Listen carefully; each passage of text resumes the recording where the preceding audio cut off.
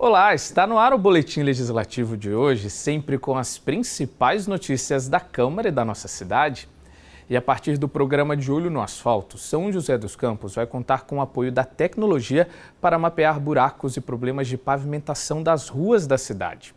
Tudo é feito a partir de um sistema inovador que usa inteligência artificial e sensoriamento remoto. Muito legal, né? Um exemplo ideal de cidade inteligente. E nós vamos conhecer um pouco sobre essa ferramenta para mostrar para você como tudo vai funcionar. Os buracos e remendos no asfalto das ruas de São José dos Campos estão com os dias contados. Isso porque, a partir de agora, a cidade vai contar com uma nova ferramenta de mapeamento da malha viária. É o programa De Olho no Asfalto, que vai utilizar carros equipados com sensores para percorrer os mais de 2.800 quilômetros de vias asfaltadas da cidade.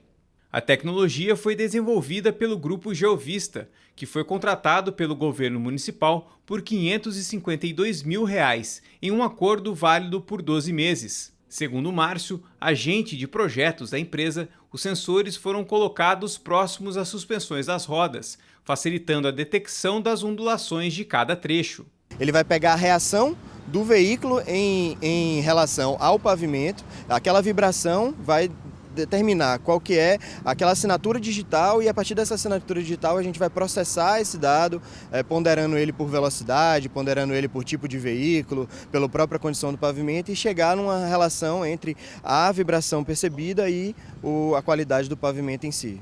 Ao todo, serão 30 carros equipados com esses sensores rodando pela cidade. Desse grupo, 15 são veículos da frota municipal, ou seja, carros da GCM, Defesa Civil, Secretaria de Mobilidade e Urban, e outros 15 são táxis ou veículos privados de aplicativos.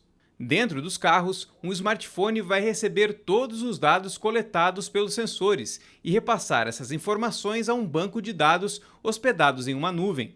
E esse smartphone depois armazena os dados, adiciona alguns dados também, como dados de GPS, dados de velocidade, e envia esses dados para um servidor que vai fazer todo esse trabalho de algoritmos aí para determinar a qualidade do pavimento ali. Um trabalho que vai acelerar o processo de vistoria e recapeamento das vias da cidade. É o que garante o Enio, analista técnico da Secretaria de Mobilidade Urbana de São José.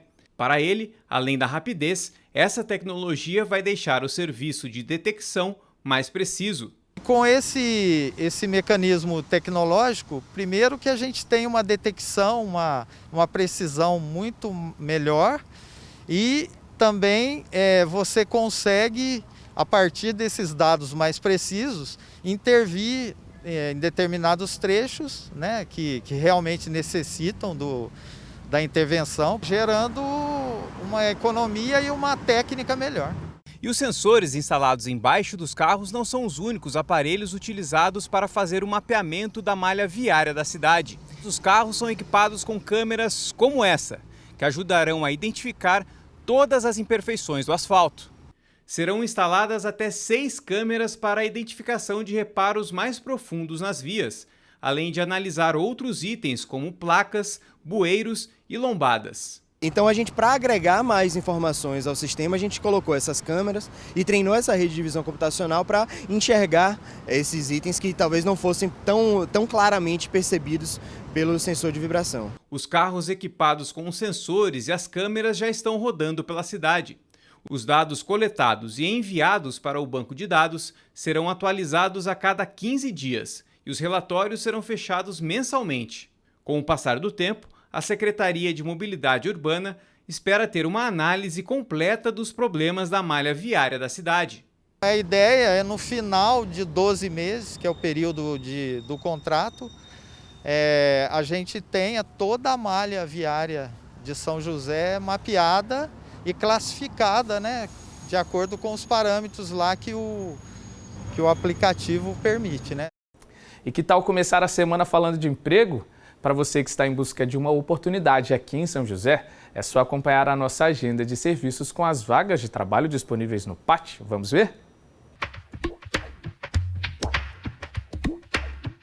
O PAT, Posto de Atendimento ao Trabalhador de São José dos Campos, tem oportunidades de emprego para ajudante de arquitetura, ajudante eletricista, almoxarife, aprendiz de mecânico, assistente comercial administrativo, auxiliar de cozinha, auxiliar de enfermagem, auxiliar de expedição, auxiliar de limpeza, auxiliar de manutenção predial, auxiliar de planejamento, auxiliar de produção, auxiliar de serviços gerais, auxiliar de tráfego, caixa, caldeireiro, caseiro, chapeiro de padaria, contador, corretor de imóveis, cozinheiro, cuidador de idosos, eletricista auxiliar, eletricista bobinador, eletricista de força e controle, eletricista montador, encarregado de instrumentação, funileiro, gerente de fábrica, gerente de projetos, instalador de alarme, instalador de sistema eletrônico, isolador, isolador funileiro traçador, mecânico, mecânico ajustador, moldador de plástico por injeção, montador de andaimes, montador eletroeletrônico, montador mecânico, motorista de monk, motorista de van, operador de logística, operador de manutenção, operador de torque, pedreiro, pintor, pintor industrial, projetista de móveis planejados, projetista elétrico, projetista mecânico, recepcionista atendente, refratarista, repositor, serralheiro, soldador TIG-ER, supervisor, supervisor de vendas, supervisor logístico, técnico de materiais, técnico de planejamento,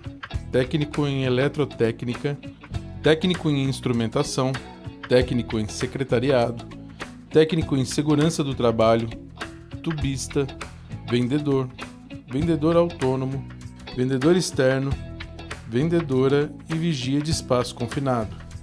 Ainda há vagas para pessoa com deficiência nos cargos de atendente de lanchonete e controlador de acesso.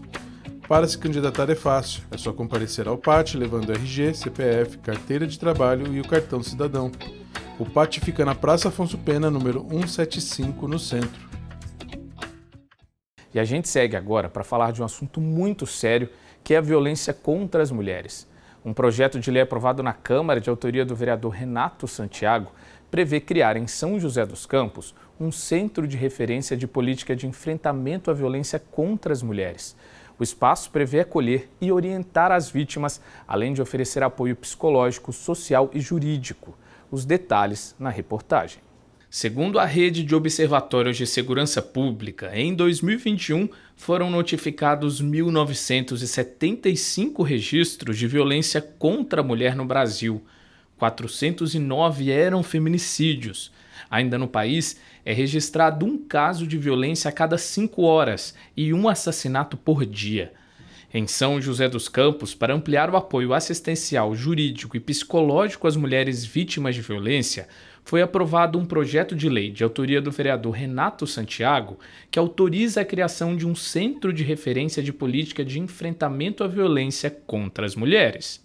E ali ela vai ter o centro de apoio psicológico, né, porque essa mulher estará extremamente vulnerável psicologicamente. Ela sofreu uma agressão dentro da sua própria família, né? Ela também terá um serviço de proteção com todas as medidas protetivas relacionadas, aí sim, quando eu digo que é importante trabalhar as duas secretarias juntos, a SASC faz o apoio psicológico, a Secretaria de Proteção ao Cidadão, ela dá a segurança para que essa mulher ela não seja agredida novamente e que o agressor ou seja preso, né, pela Polícia Militar e que principalmente respeite as decisões judiciais, que são as restrições, né, de estar perto dessa pessoa. Dentre as especificações do centro estão acolher as mulheres em situação de violência, promover o atendimento especializado, articular meios que favoreçam a inserção da mulher no mercado de trabalho, garantir acesso aos programas existentes no município e propiciar meios para que as mulheres possam obter apoio jurídico. Ainda segundo a justificativa do projeto, o centro deve fortalecer a equidade de gênero dentro do município de São José, além de eliminar a discriminação e violência. Em situações complexas como essas, é necessária uma rede integrada para garantir assistência às famílias. Para o secretário de Apoio ao Cidadão, Bruno Henrique dos Santos, a aprovação deste projeto aumentará a rede de proteção às mulheres em São José. Desde o início de 2017, aqui na Secretaria de Proteção ao Cidadão, nós temos o trabalho com a Patrulha Maria da Penha, um projeto que visa levar mais segurança para as mulheres que em algum momento foi vítima de violência doméstica e tem a medida protetiva. Existem também serviços do CRAS, CREAS, onde as mulheres têm todo o apoio psicológico, social e jurídico a essas mulheres que porventura teve ali algum problema de violência. Então a Prefeitura já desenvolve projetos e políticas públicas nesse sentido aqui na cidade. A advogada especializada em direito da família, Ana Paula Casagrande, também vê a medida como positiva, mais uma forma de oferecer proteção e segurança. Vai ter esse apoio desse centro especializado que vai direcionar ela, né, porque ela fica numa situação ali perdida, não sabe como fazer, não sabe se volta para casa. Então ela vai receber todo o apoio necessário, né, para ajudá-la nesse momento aí que é bastante complicado, né? Ainda segundo o vereador Renato, a Câmara deve fiscalizar as ações do órgão para garantir a qualidade do acolhimento às mulheres. É o nosso trabalho estar sempre visitando os locais, visitando as secretarias, sempre estar em contato com os secretários, avaliando os números de atendimentos, os processos que foram resolvidos, e aí sim a gente consegue mensurar a efetivação desse centro de referência. E um ponto importante a ser destacado é que aqueles que convivem direto ou indiretamente com uma mulher vítima de violência precisam agir, seja por meio de uma denúncia ou oferecendo apoio. Em São José, as denúncias são recebidas pelos números 153 da Guarda Civil, 190 da Polícia Militar e 180 Disque Denúncia para Emergências. A Delegacia da Mulher também é um suporte importante, além dos CREAS, os Centros de Referência Especializados de Assistência Social, destinados a pessoas que têm os direitos violados. Toda a sociedade também precisa ser agente da rede de proteção e apoio. E vamos saber qual vai ser a previsão do tempo para a tarde de hoje e também amanhã? Na tarde desta segunda-feira, o sol aparece entre nuvens. Pode garoar durante a noite. Máxima de 23 graus, mínima 17. Na terça-feira, o tempo permanece nublado durante todo o dia, mas não deve chover. Máxima de 23 graus, mínima 16. E no mês de março, nossa cidade tem um dia especial para homenagear os cuidadores de idosos. A data é fruto de uma lei aprovada pelos vereadores como forma de homenagear a profissão, que vem ganhando cada vez mais destaque a partir do envelhecimento populacional. Para a Câmara, valorizar esses profissionais também serve de incentivo para a criação de políticas públicas na área, um trabalho sério, pautado pelo cuidado e amor ao próximo. Com muita calma e cuidado, a Lucy vai ajudando a dona Ceci, de 83 anos, nas tarefas do dia a dia. Um trabalho que realiza com muito orgulho. Já são 5 anos na carreira de cuidadora de idosos, atividade que encara como vocação. E como a Lucy mesmo conta, nessa área, quando trabalhamos por prazer, o resultado é um só. O paciente acaba virando parte da família. A humanização faz parte, então você pega amor. Então, quando eu estou em casa, do nada às vezes me vem, o que será que a dona Ceci está fazendo?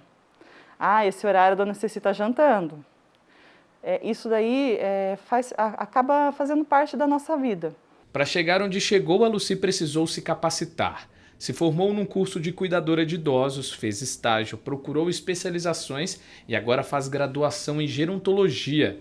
Todo esse aprendizado é fundamental, mas segundo ela, a profissão também traz outros ensinamentos que surgem com a vivência ao lado dos idosos.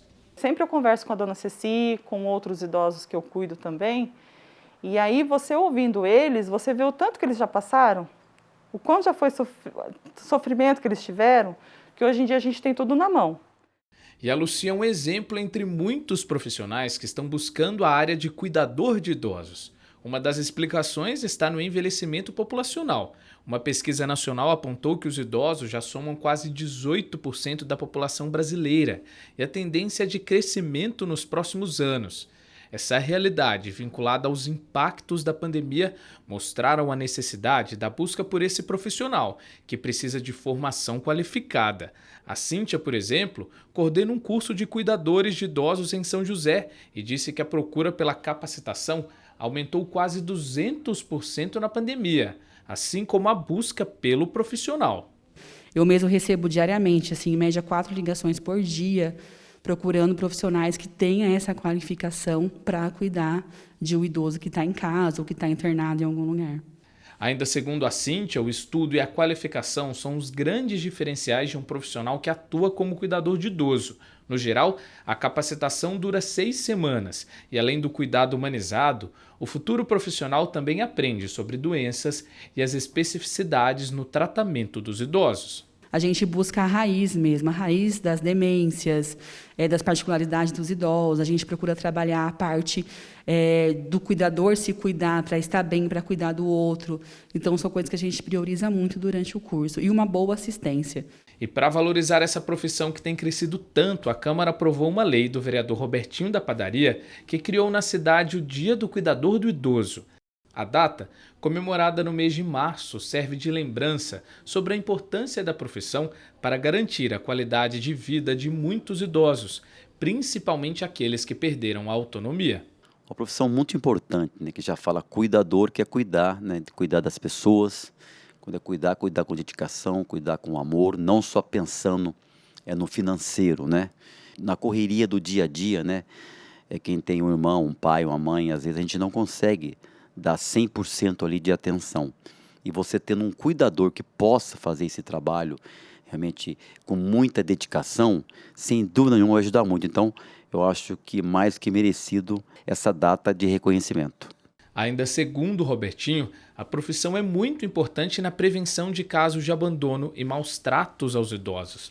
Para o parlamentar, ter um dia dedicado à classe na cidade pode incentivar na construção de políticas públicas na área. Esse olhar do poder público em poder investir mais, né, que é a questão do cuidador, de cuidar de pessoas com algum tipo de doença, que possa ficar mais próximo dos seus familiares, isso sem dúvida traz muito mais segurança. Por isso que é importante o apoio, o incentivo cada vez mais do poder público com relação aí, nesse caso, social, que é cuidar de gente, cuidar das pessoas. E falando em políticas públicas, a Lucy, que conhecemos no início da reportagem, pede por maior regulamentação da profissão, já que os profissionais da área trabalham no esquema de plantão e com isso perdem alguns benefícios.